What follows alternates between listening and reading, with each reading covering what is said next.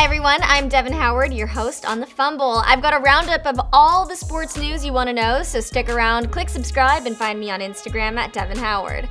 I've got a lot to get into today, so let's waste no time and get right to it, starting off with how Twitter is roasting Ja Rule for his complete lack of NBA knowledge. Yesterday, I told you how Ja Rule's halftime performance at the Timberwolves-Bucks game was a bust. We ready!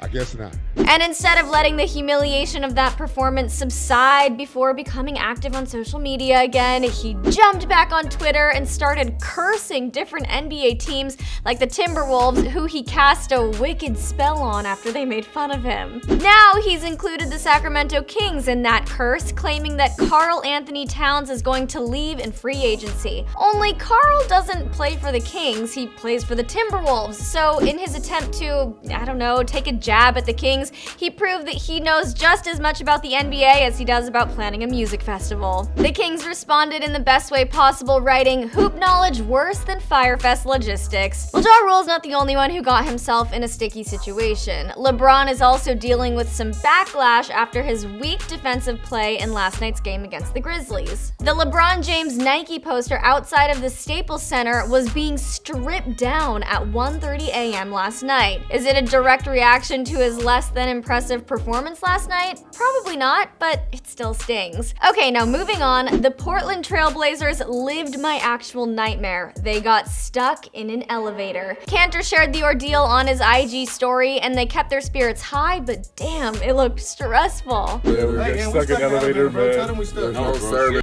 We can't. Tell them we stuck. We haven't, we don't know what's we got going on. stuck, man. They're packed like sardines in there, and then someone started playing Coldplay. They were apparently trapped in the elevator for 30 freaking minutes before they were rescued. So that would be my living hell. Let's move on to some happier news. Doc Rivers called a timeout to honor Dirk Nowitzki with 9.4 seconds left on the clock, prompting people to give him a standing ovation. Let's go! Doc is on the mic. Giving it up for Dirk. Wow. About the mid-game round of applause, Dirk said, "It was sweet. I'm really appreciative. That was really humbling. That was an emotional moment." The craziest part about it is that Dirk hasn't officially announced if he's going to retire after this year. And another good news, Reggie Miller still has it, people. He posted this video of himself making three-pointer after three-pointer, delighting fans everywhere. After posting that video, people started calling for Reggie to get a jersey and a veteran's minimum. I would like to see that. One fan's night was made after Josh Hart threw him a piece of gum during the game. Check it out. Can I get a piece?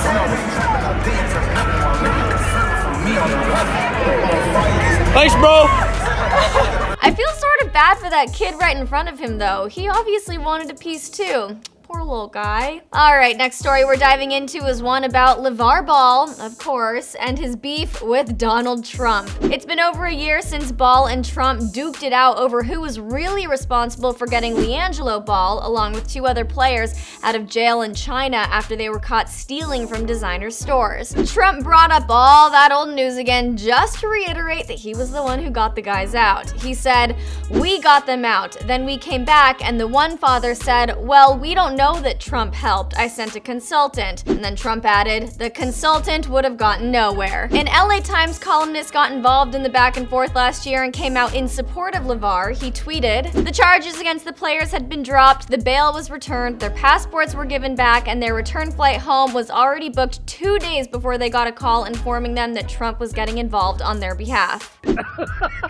Trump isn't the only person trying to call people out. Dennis Rodman is dragging Joel Embiid for saying Wilt Chamberlain was the GOAT. He spoke to TMZ Sports and said, "Joel Embiid, you're doing a great job for your little island or country where you're from. Shut the f*** up and go do your job and do Philly proud." Alright, so now we know how Dennis Rodman feels about that. Next up, I've got to point out a hilarious tweet that rips James Harden's infamous backstep. Bleacher Report shared this funny video with the caption, "If they ever let Harden on a football field."